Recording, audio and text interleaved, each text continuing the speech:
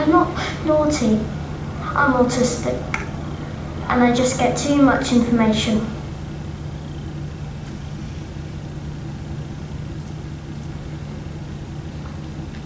For every 68 children, one is affected by autism spectrum disorder. Autism is a very complex developmental disorder which is spread out on a spectrum that ranges from severe to high functioning, which was previously known as Asperger's syndrome. According to the Center for Disease Control, autism begins before a child is 3 years old and will last throughout their lifetime. During this lecture, I'm going to lay out what the diagnostic criteria for autism spectrum disorder is, outline some characteristics that oftentimes accompany the disorder, go through what different theories of rise there are, as well as the theories of cause, speak about exciting developments, explain what applied behavior analysis is, and lastly, I'll walk you through my personal experiences of working with children who are diagnosed with autism. There are 4 main components of the autism diagnosis listed by the DSM-5, which is the Diagnostic and Statistical Manual of Mental Disorders. The diagnostic criteria includes persistent deficits in social communication and social interactions across multiple contexts, and restricted repetitive patterns of behavior, interests, or activities, and the symptoms must be present in the early developmental period and cause a clinically significant impairment in social, occupational, or other important areas of current functioning.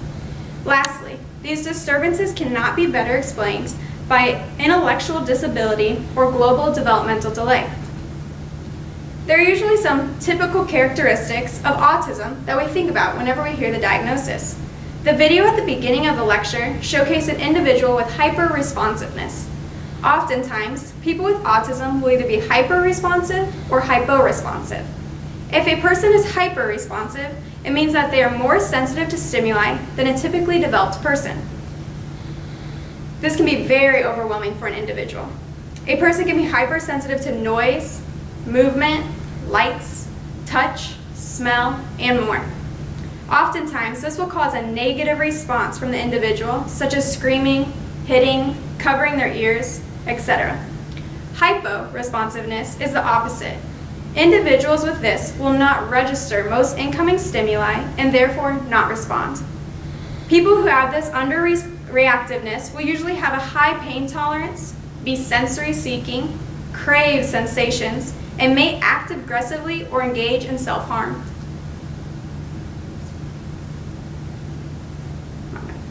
Aggression is another characteristic that can sometimes be seen in people with autism. There usually is an underlying factor as to why they're being aggressive, such as gastrointestinal distress, being overstimulated, new environments, or disrupted sleep. Self-injurious behavior can include hitting themselves, kicking themselves, biting or pinching themselves. Really, it's anything that can cause physical harm to their bodies. A very stereotypical characteristic of autism is the repetitive behavior. Rightfully so, considering it's the fact that it's part of the diagnosis. This repetitiveness can be shown in a variety of different ways. This can include lining up objects or arranging objects in specific patterns over and over again, even for hours at a time. Sometimes they'll have an obsession or an extreme interest with unusual objects, like fans, toilets, or vacuums, or they know unusual details about certain subjects. They may have an exact routine for everyday life and be very upset if this is disrupted. The repetitive behavior can also be shown in the form of fiddling with objects, hand flapping, rocking, jumping, twirling, or even wiggling their fingers in front of their own eyes in order to receive stimulation. Another well-known characteristic of autism is a lack of eye contact. This deficit occurs for a variety of reasons, including the fact that it may be too stressful or make the individual feel uncomfortable. It can also be distracting for an individual to engage in this type of nonverbal behavior, or it can simply be due to the lack of responsiveness. The last characteristic that I'm going to touch on is the different language deficits. Some infants with autism will make sounds the first few months of their lives and then lose communicative behaviors, while others will have significant delays and not begin speaking until later in life. With autism being a spectrum disorder, this means that language capabilities are going to vary. Some children may be completely nonverbal, whereas others may only have a slight communication issue. An interesting language characteristic is echolalia, which is repeating what they hear verbatim, even days after hearing the original phrase. One of the most talked about topics surrounding autism is the current rise in diagnoses. The Center for Disease Control reports that in 2012, the prevalence rate for autism was 1 in 88 children. Now, in 2016, the rates have risen. The prevalence rate for autism is now 1 in 68 children. Because of the rise in diagnoses, many different theories have been created trying to explain why. One of the major possible explanations for the rise that people are currently looking into is the fact that the diagnosis broadened so much. In 2012, there were different disorders that all slightly resembled each other, but were given different diagnostic names. These included autism, Asperger's syndrome, pervasive developmental disorder not otherwise specified, and childhood disintegrative disorder. In 2013, the DSM-5 was released, and with the new edition came major changes. One of these changes was the fact that autism, Asperger's, pervasive developmental disorder not otherwise specified, and childhood disintegrative disorder all fell under the same diagnosis of autism spectrum disorder. These were no longer considered to be completely separate disorders, but instead, they were all lumped into a category that defined them all. This was so that the diagnosis would last the lifetime of a person and would allow for access to different therapies and different needs. Going right alongside the theories of why the rise, there are theories of causation. There are two major theories that have been debunked. Those are refrigerator mothers and vaccinations. One of the oldest theories about what caused autism was rooted in their family life. Psychiatrists firmly believed that it was due to the coldness of the children's mothers. In a PBS film created by David E. Simpson, it is stated that major researchers argued that autism was an emotional disorder, and it was brought on by the psychological harm caused by their mothers. The leading advocate for this theory was Bruno Bettelheim, a child psychologist who wrote The Empty Fortress, a popular book blaming parents, specifically mothers, for their child's autism. Here are a few quotes from Bettelheim. The first quote is, "In the case of the extremely disturbed children, not only nobody cares, but there was a wish that the child wouldn't live." This quote clearly shows how Bettelheim viewed children with autism and their parents' feelings towards them. The second quote is this: "The only difference between the plight of prisoners in a concentration camp and the conditions that lead to autism and schizophrenia in children is, of course, that the child has never had a previous chance to develop much of a personality." This was from an excerpt from his book, where he describes children on the spectrum as prisoners in a concentration camp and compares their parents to the soldiers. The first psychologist to question this was Bernard Rimland, a research psychologist and a father of a child with autism. He fought back and said that the theory was based on nothing more than circumstantial evidence. Rimland devoted his career to researching autism and insisted that autism was a biological disorder, which could be at the least made better by biomedical and behavioral therapies. He later went on to be the founder of Autism Society of America and the Autism Research Institute. Because of the work by Rimland and others, this theory is widely discredited, and refrigerator mothers are no longer coined a cause of autism. The second theory is one that people probably have heard of because of how much attention it's gotten in the past years. This theory is that vaccinations, specifically for mumps, measles, and rubella, are the cause of autism. Emily Willingham and Laura Helft from PBS describe how the vaccination myth came about in an article that they wrote in 2014. The Lancet, a UK medical journal, published an article in 1998 by a man named Andrew Wakefield, who claimed that the MMR vaccine caused autism. There were multiple flaws in his study, including but not limited to dishonesty, sample size issues, considering he only had 12 children participate, as well as falsifying data. Time after time, researchers attempted to replicate this study and could not yield similar results. Rather, they were finding stronger evidence against the causation. The studies done that showed no causation had sample sizes upward of 550,000 children. 6 years after the publication of the article, 10 of the 13 authors formally retracted its interpretation. The Institute of Medicine's Immunization Safety Review Committee officially concluded that vaccines do not cause autism. Another 6 years later, The Lancet formally retracted the paper after an extensive investigation. After the retraction, Wakefield was tried by the UK's General Medical Council and was taken off the medical register and stripped of practicing. As certain theories get debunked, others are arising. There are some theories that have scientific evidence backing them and are continuing to be researched on. Although some of these theories may explain certain conditions associated with autism, they do not necessarily explain the disorder to its core. Researchers are trying to advance from, we have no idea what causes autism, to, we might have some ideas on what causes autism spectrum disorder. A huge leader in research around the world is Autism Speaks.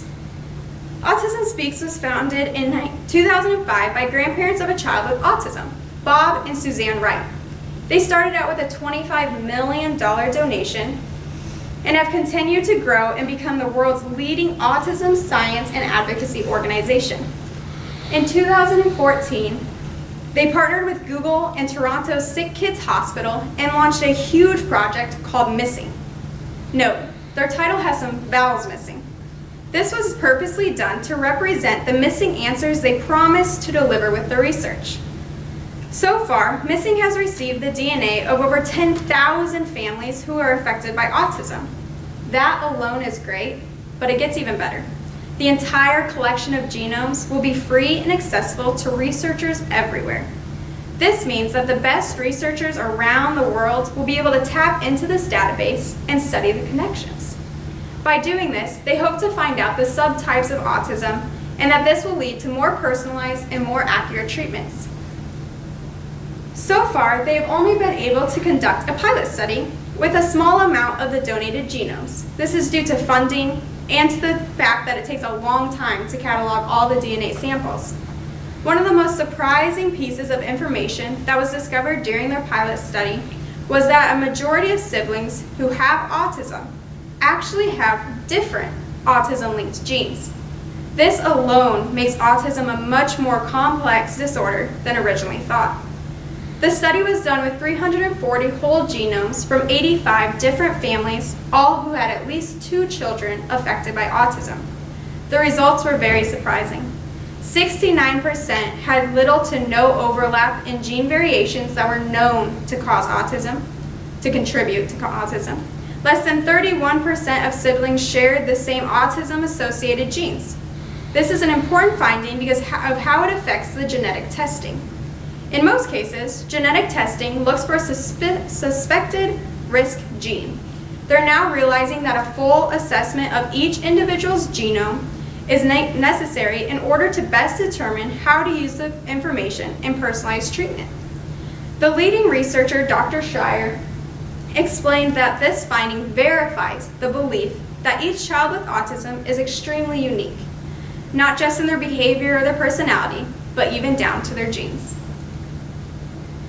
They are obviously starting to see the huge impact that genes have on autism, but this still does not fill in all the pieces. This is a complex disorder that is affected by both genetic and environmental factors, not either or. Environmental factors go beyond pollutants and chemicals. Really, it refers to any influence beyond inherited genes. To be clear though, it is said that environmental factors increase the risk of autism. They do not cause autism.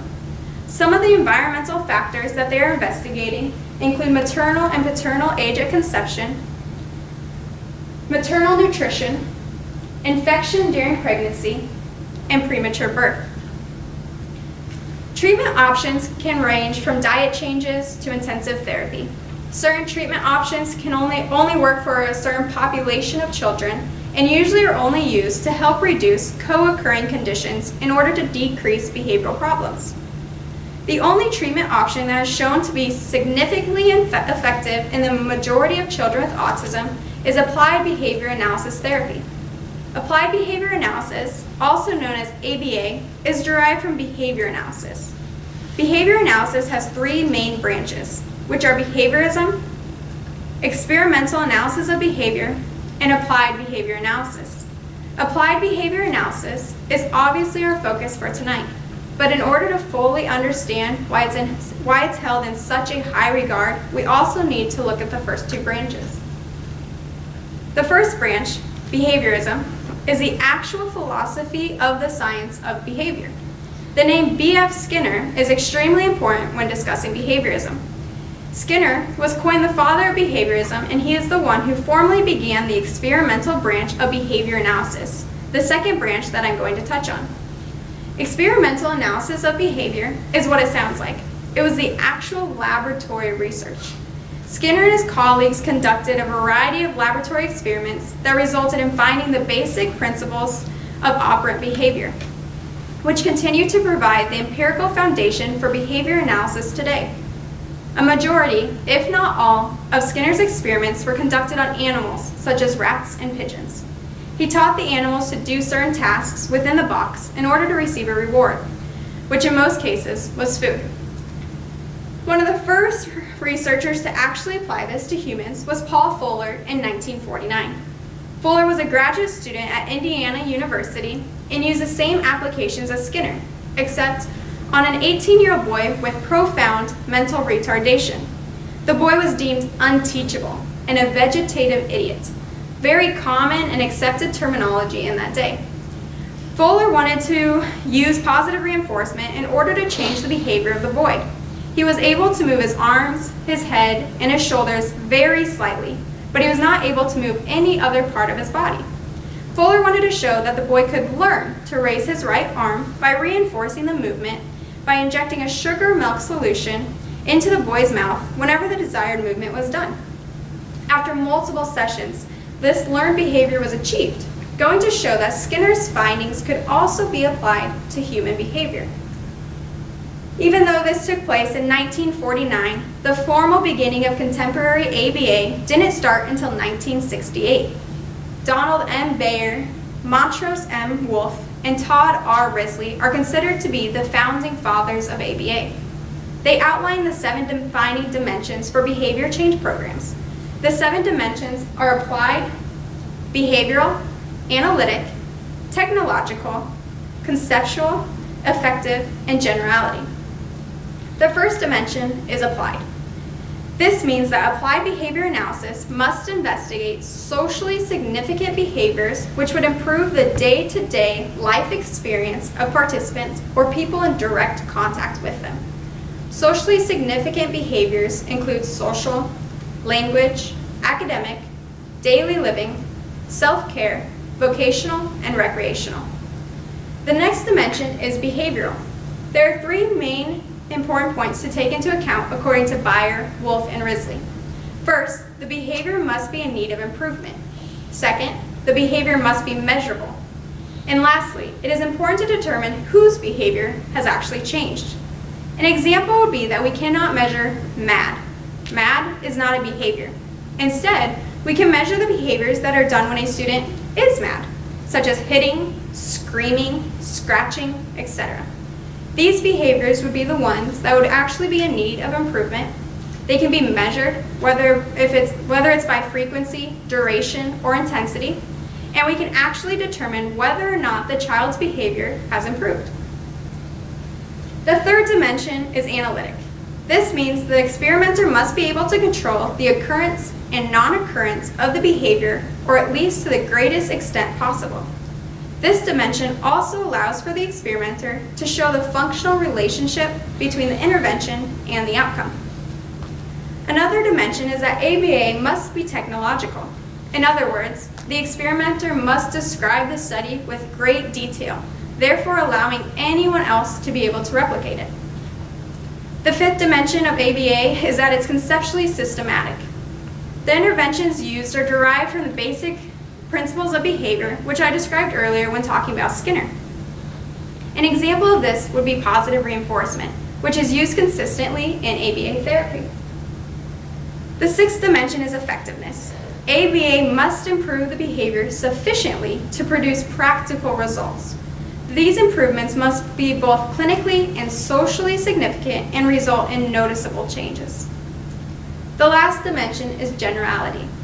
Essentially, the interventions must produce behavior changes that last over time, appear in multiple environments, and spread to other behaviors.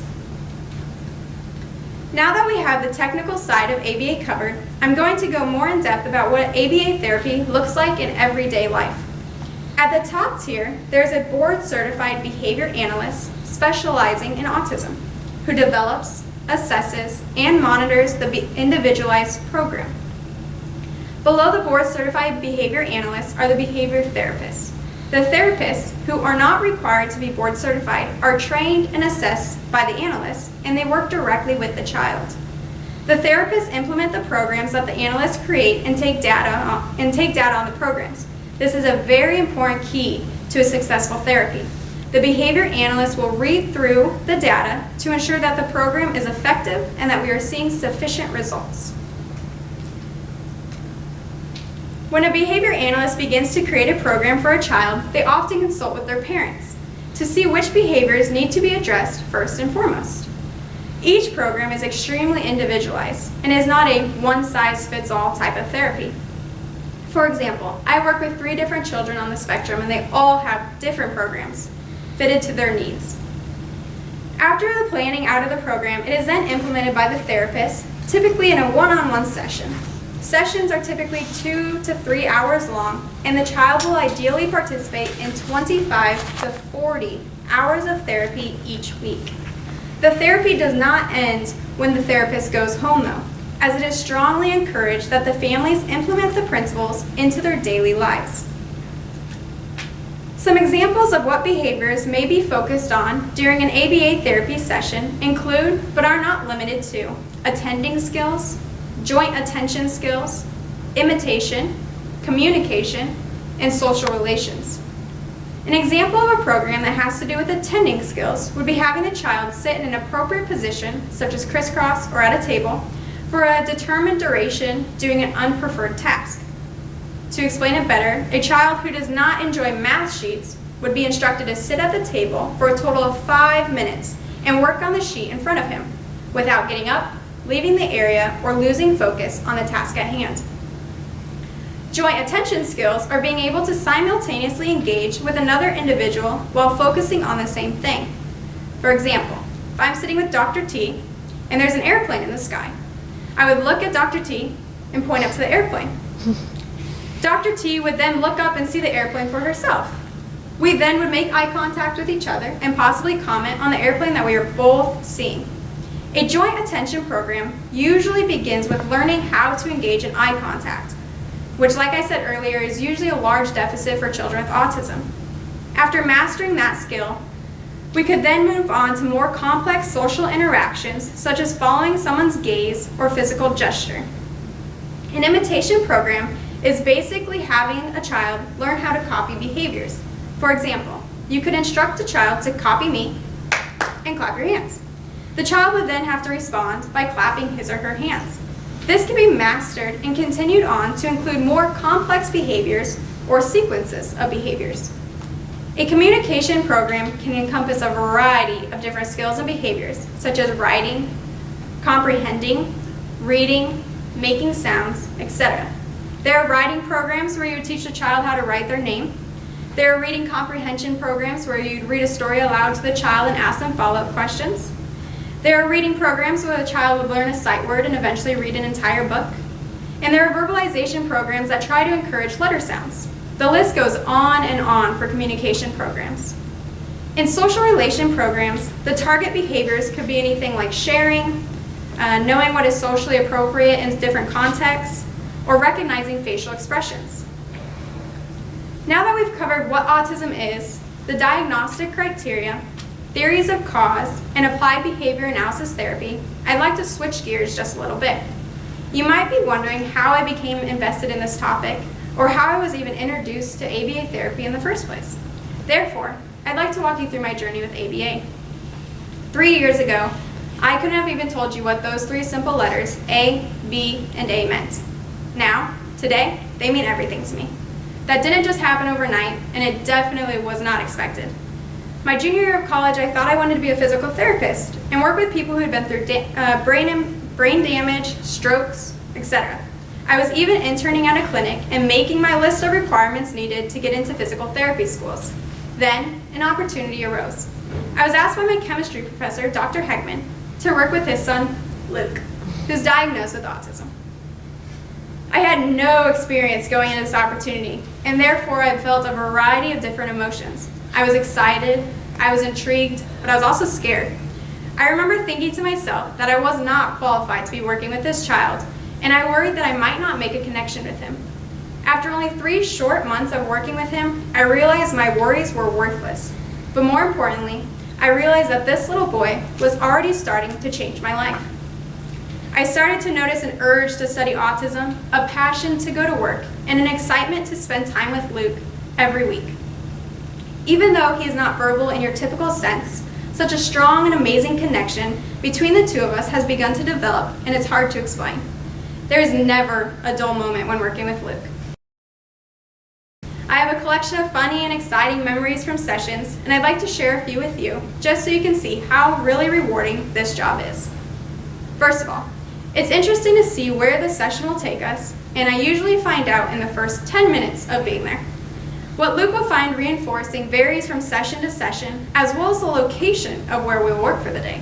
Here's a photo to show you one of the most interesting places we worked. Yes, that's a bathtub filled with stuffed animals. Some of the reinforcers that Luke is currently motivated by include his curious George toys. He seriously has an army. I counted the other day, he has 9. Popcorn or any type of food, swinging and sliding outside, fiddling with keys, videos from the Wiggles, and taking on and off my glasses or my hat. Some of the biggest reinforcers are ones that you wouldn't expect, and oftentimes include a large amount of social interaction. This next video takes place directly after Luke had finished a program where he counted blocks, and you can see the reinforcement being used.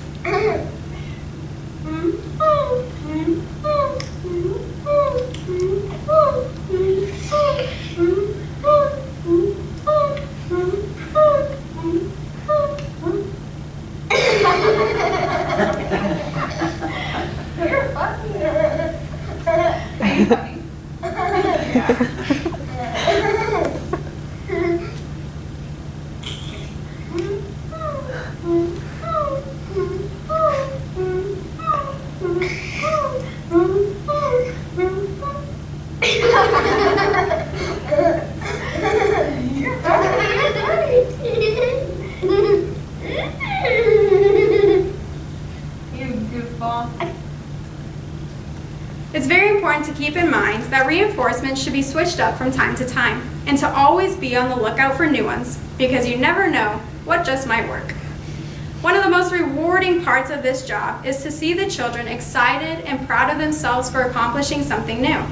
One of the most exciting moments was when I first started working with Luke and saw language development. When I first began working with him, he could say yeesh for yes, n for no, and sh for fish, usually referring to the food goldfish. One day, I was trying to find new reinforcements and began clapping and saying yay when Luke would complete a program correctly. I had done this a couple of times, but what was so fun to see was that one of the times I started to clap, Luke looked at me and said yay, a full and completely audible word. When I reacted with excitement, his eyes lit up and he began to giggle. Check this video out just to see how proud he was. Yay! Yay! Yay! It's the small things like that that make you leave with the biggest smile on your face. Luke continues to make strides in language development, and each time it's so exciting to see. As I said before, Luke had a pretty small collection of words that he would attempt to say when I first started working with him about 2.5 years ago. The 3 main words that he would say are yeesh, no, and shh. Now, his vocabulary has grown over time with ABA. In addition to the original words, he can now say yay, mom, and ball very clearly. He also says pish in conjunction with the sign language of please to indicate please. He's also using sign language for more while vocalizing m. He's also made advancements in overall letter sounds. His favorite letter for a while was X. This letter would get him so excited and motivated to work, but best of all, it motivated him to learn how to verbalize it. For about a month or more, every time Luke saw an X, whether it be alone, on a sign such as an exit sign, or random X's within patterns, he'd yell, eeksh! And he'd just laugh as loud as he could. Sometimes it'd catch you off guard and scare you a little bit. But he was so proud of himself. We're continuing to focus on language development and are currently working on water, as well as combining words such as more and please, both the signs and the sounds. Lastly, I thought I would show you just a quick clip of one of the programs we do with Luke. This program is called What Is It?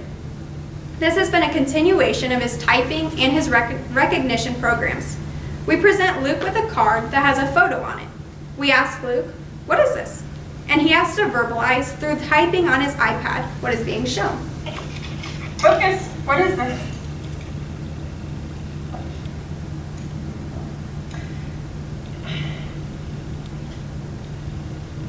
Very good, Luke.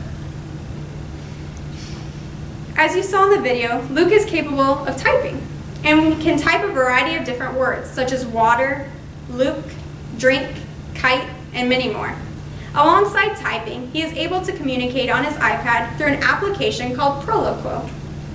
This app lets him speak through the iPad itself, and it's an awesome tool for language. Here's an example of what the layout may look like on the app. The small tabs are all folders, and you can click them and they will expand into different options. For example, you can press the I Want tab, followed by the Food tab, and it will open up into specific foods. The About Me tab could have information regarding their name, their age, their school, etc. You're able to completely modify the app to fit your needs and add tabs from their database or create your own. Working with Luke was what introduced me to ABA and made me truly find my passion. Since beginning to work with him, I've also started to work with other children on the spectrum. I currently work with a total of 3 children doing one-on-one therapy. Like I mentioned before, they are all so different from one another, and each experience is a journey within itself.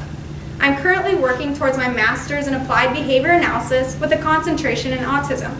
I will be finishing that program up in the winter of 2017 and will then sit on my board to become certified. I would love to be involved in the research side of autism and continue to ensure that the findings go beyond the walls of the laboratory and that they're applied in everyday life. My ultimate career goal will be to someday run my own center that focuses on both in-home therapy as well as group therapy.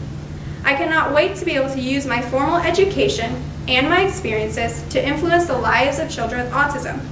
I can only dream of making as big of an impact as a very special 9-year-old boy did 2.5 years ago when he changed my life by just allowing me to be in his.